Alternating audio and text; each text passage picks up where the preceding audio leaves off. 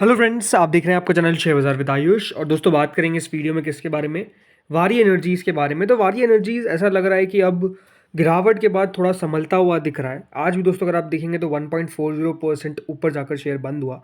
वैसे लास्ट 5 दिनों के अंदर अगर आपने नोटिस किया होगा तो स्टॉक 12% ज़रूर गिरा है, लेकिन कुछ समय से अगर आप स्टॉक को देखेंगे तो नो डाउट एक आपको स्टॉक के अंदर कंसोलिडेशन, एक कह सकते हैं स्टॉक अपना बेस क्रिएशन, वो सब करता हुआ दिख रहा है, क्योंकि एक लेवल को रिस्पेक्ट हम कह सकते हैं स्टॉक करता हुआ नज़र आ रहा है। नो डाउट दोस्तों इसका जो 52 वीक हाई है, या फिर ओवरऑल आप कह सकते हैं हाई है, क्योंकि इस समय तो कुछ ज़्यादा नहीं हुआ है, वो 3700 रुपये का है। 3743 का एग्जैक्ट इसका ऑल टाइम हाई है। एंड वहाँ से अगर आप देखेंगे तो करेक्शन जो है वो ज़रूर देखने को मिला है, बट स्टिल स्टॉक अगर आप नोटिस करते हैं तो नो डाउट एक बड़े मूव के बाद स्टिल 24% का रिटर्न जो है वो आपको देता हुआ दिख रहा है। इसका मतलब ये दिखाता है कि देखिए स्टॉक में एक अच्छी खासी तेज़ी हमको देखने को मिली, और उसके बाद स्टॉक थोड़ा सा ठंडा होता हुआ नजर आया मुनाफा वसूली के बाद।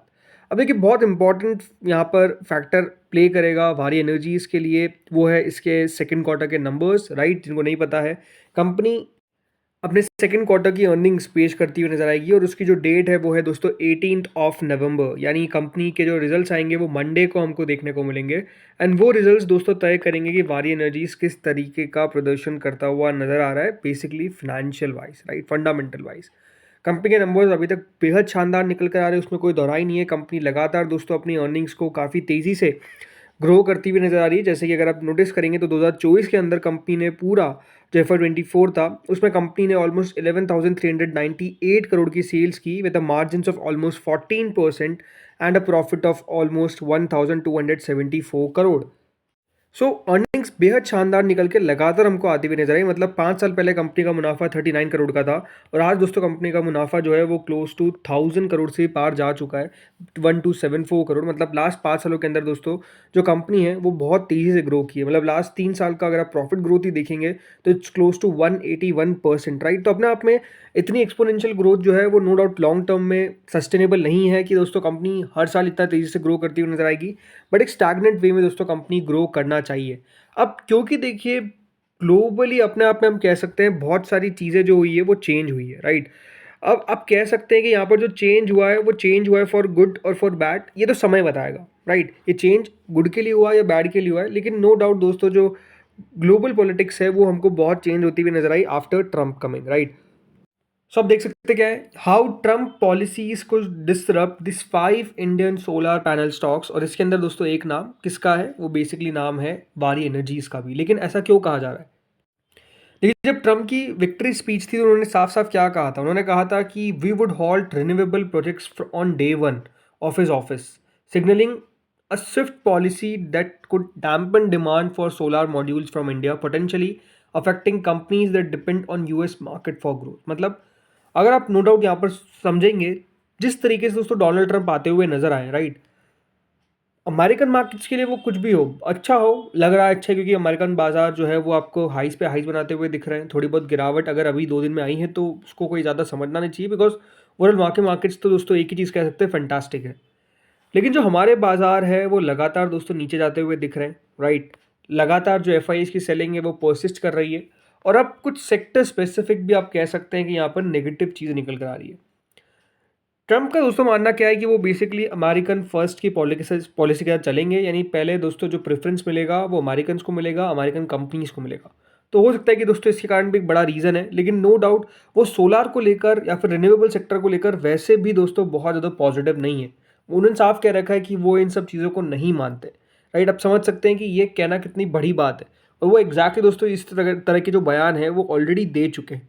अब इससे होता क्या है कि दोस्तों जो क्लीन एनर्जी के ऊपर हमको एक ट्रांजिशन देखने को मिलता है। यूएस, ये बात ध्यान रखिएगा, कहीं भी हो बिगेस्ट ड्राइवर रहेगा ही रहेगा।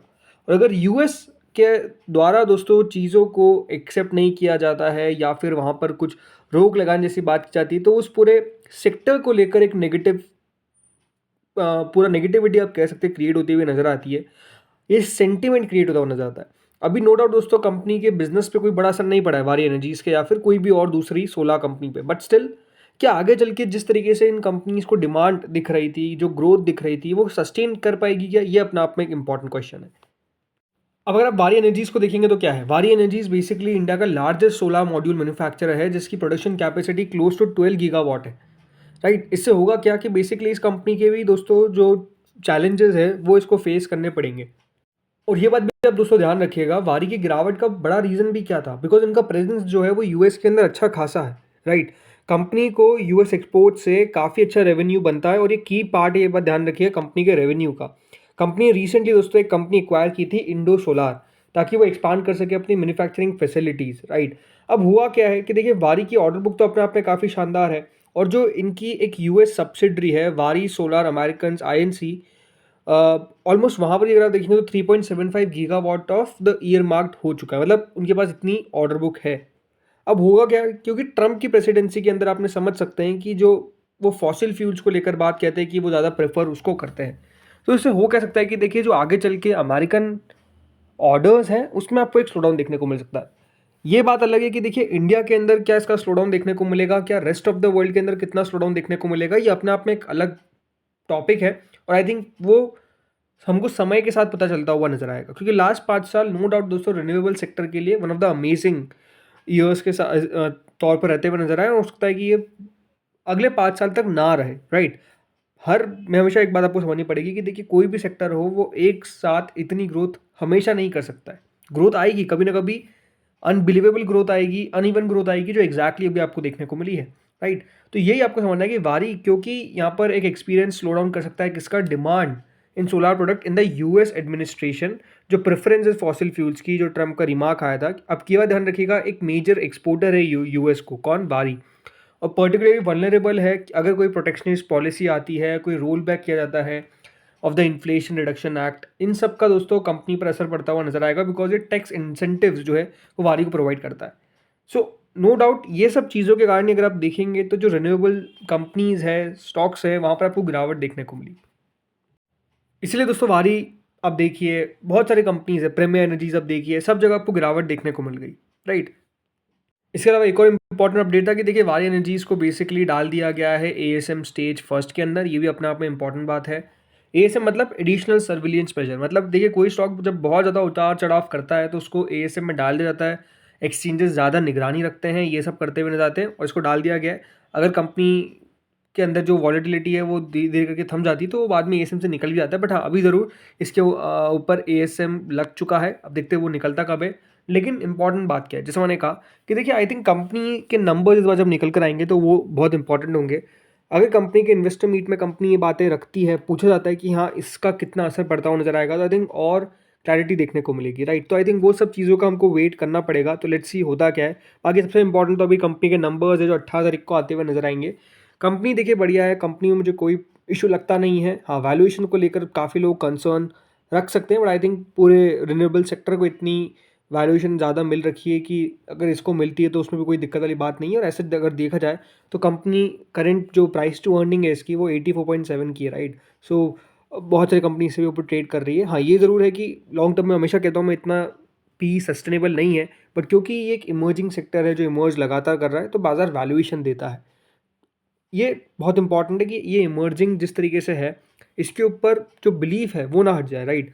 तो हमको वेट करना पड़ेगा कि देखिए अमेरिका के अंदर किस तरीके से पॉलिसीज़ जो है वो रोल आउट होती है, तो वो एक इंपॉर्टेंट फैक्टर है जो अपने आप में रोल प्ले करेगा। तो फ्रेंड्स इस वीडियो में इतना ही था, होपफुली आपको वीडियो बढ़िया लगा होगा। अगर लगा तो लाइक कर देना, चैनल से पहली बार जुड़े सब्सक्राइब कर देना। Thank you friends for watching this video.